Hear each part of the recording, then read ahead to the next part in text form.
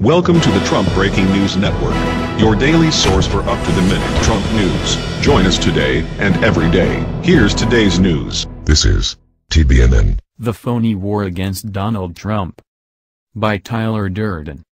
There is no known crime at the heart of the Trump-Russia affair, and no crime has yet been even credibly alleged in President Trump's involvement in the investigation. James Comey's public testimony to the Senate Intelligence Committee revealed both more and less than expected. It revealed less than expected by President Trump's critics. Comey related no other incidents as eyebrow-raising as his account of when Trump asked him, in discussing the investigation of Mike Flynn, to let this go. Comey wrote memoranda to document each of his direct discussions with the president, but based on his testimony to Congress, none of those other memos contains anything comparable to the exchange about Flynn. In his prepared remarks for the hearing, Comey described President Trump asking for his loyalty. This is one place where Comey's testimony was more revealing than expected, not in showing that the president might apply vague pressure to his employees but in showing how ill-defined the relationship between a president and America's intelligence agencies can be. There is a difficulty here that does not begin or end with Trump, a basic, but unexamined, problem of how the executive branch operates. How can it be both political and, at the same time, above politics? How can the president have full legal authority not only to dismiss the FBI director, as Comey testified, even to direct what the FBI does and does not investigate, while the FBI also holds itself to be independent? And what does it mean for any intelligence service to be independent of elected leaders, and thus, independent of the public? Trump is a political outsider, and he came into office with the same doubts about the independence of executive agencies, including the intelligence community, that millions of ordinary Americans harbor. They wonder whether spies and bureaucrats are selfless servants of the public good or every bit as self-interested and ideological as elected officials are. The suspicions that Trump and grassroots Republicans entertain, not to mention many grassroots progressives, may be excessive, but they are sincerely held, and they explain a great deal. They explain why Trump, for example, views the federal bureaucracy as the enemy, and they explain why Trump might be very concerned about loyalty on the part of those who serve under him, including the FBI director.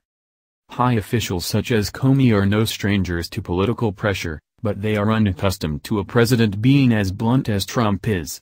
In his testimony Thursday, Comey alluded to the Obama administration's attempt to unfold the FBI's investigation into Hillary Clinton's private email server into a narrative that would serve the Democratic nominee's interests in 2016. Comey testified that Obama's Attorney General, Loretta Lynch, had directed me not to call it an investigation, but instead to call it a matter, which confused me and concerned me.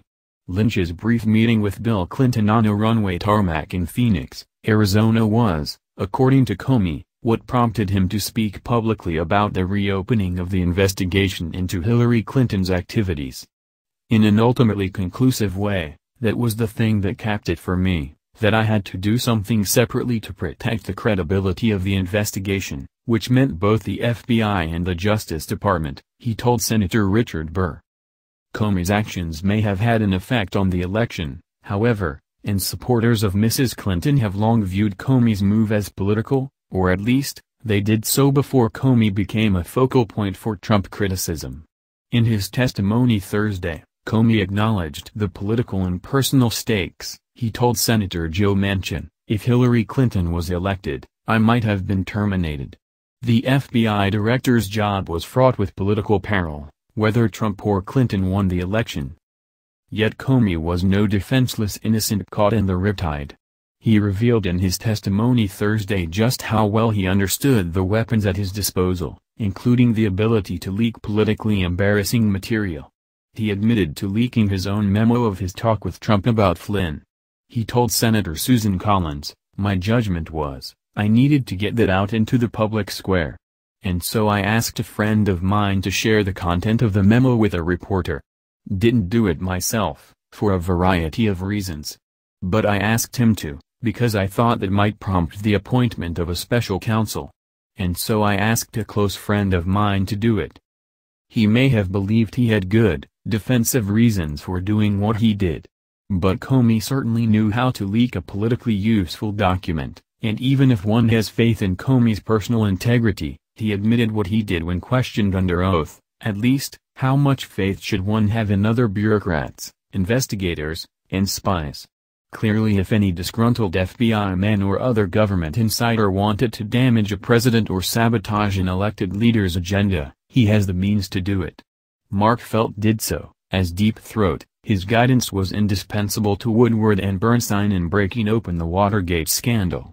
Felt seems not to have acted simply out of public interest. He was angry at President Nixon for failing to make him the next FBI director.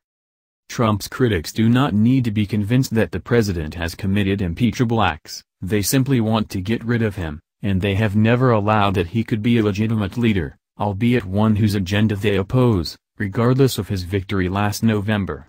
Throughout 2016, many hostile pundits pronounced Trump disqualified from becoming president, or before that, the Republican nominee, as though that decision was theirs to make, not the voters, and as though it were a decision to be made based not on the Constitution's qualifications for office but on a candidate's adherence to the norms sacred to Washington insiders, but which appear to mean little to a distrustful public.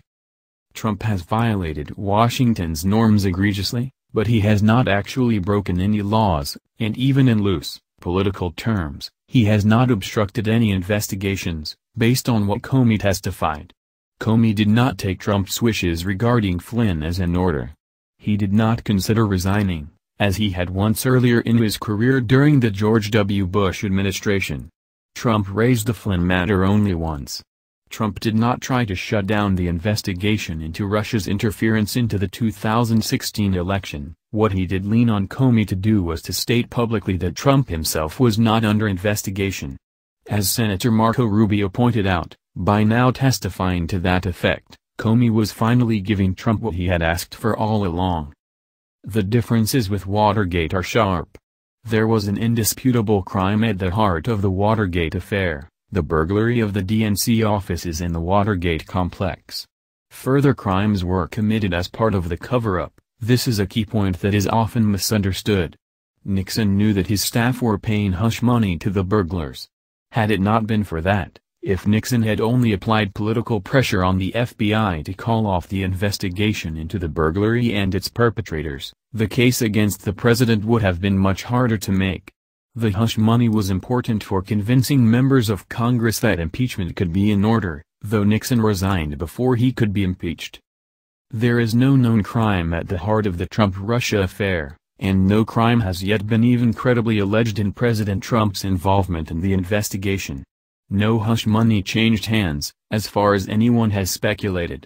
Comey affirmed in his testimony that he told Trump that he, Trump, was not a target of investigation in the Russia inquiry. Comey did say that Flynn was in possible legal jeopardy, as a result of his interactions with foreign officials and what he told the FBI. Plausibly, Flynn violated rules for foreign lobbyists, and if he lied to the FBI, he would be subject to prosecution.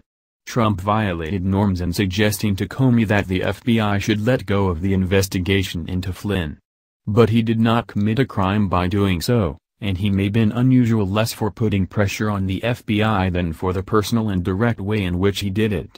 Certainly Trump's desire for Comey to publicly exonerate him in the Russia business seems directly parallel to Loretta Lynch's attempt to get Comey to play along with a narrative favorable to the Democrats when talking about the investigation into Hillary Clinton. Unless and until Robert Mueller's investigators uncover evidence that crimes were committed by Trump associates, and that Trump knew about them or committed some himself, the only scandal here is Trump's disregard for Washington's myths and norms. Yet Trump was elected precisely because he showed no respect for Washington's way of thinking or talking about itself. If the norms of subtle politics are failing, and the myth of an executive branch both political and strictly professional is coming unraveled, don't blame Trump. Blame the American people, for they have lost their faith in intelligence agencies and selfless bureaucrats and the unimpeachable morality of newspaper columnists.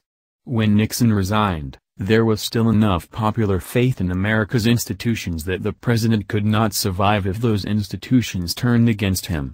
Today none of the institutions of government or media, except the military, still commands that level of popular support. This, even more than the lack of a crime that would justify impeachment, makes the prospect of Trump's resigning or being removed mere wishful thinking on the part of his enemies. That's the news. Join us here every day. Be sure to subscribe and click the bell. See you next time. This is TBNN.